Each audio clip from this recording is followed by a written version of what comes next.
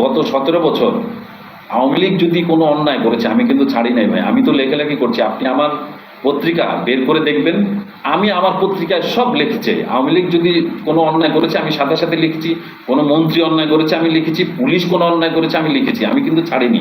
আমি আলোচনা করি, গঠনমূলক সমালোচনা করি। এখনো এই যে ডক্টর ইউনূস সাহেব ক্ষমতায় বসেছে, প্রায় 10 মাস পার হয়ে গেছে, এখন পর্যন্ত কিন্তু আমি গঠনমূলক সমালোচনা করছি। এবং অনেকে বলছেন যে এই মুহূর্তে বাক স্বাধীনতা নাই, হ্যাঁ অনেকে বলছেন না, কিন্তু এই ডক্টর ইউনূস সাহেব কিন্তু বা তার কোনো প্রশাসন কিন্তু এখন পর্যন্ত আমাকে ফোন করেও নিষেধ করে নাই যে আপনি এইভাবে বলতে পারবেন না, আমাকে কিন্তু এখন পর্যন্ত নিষেধ করে নাই। অর্থাৎ যারা বলতে চায় তাদেরকে বলতে দেয়।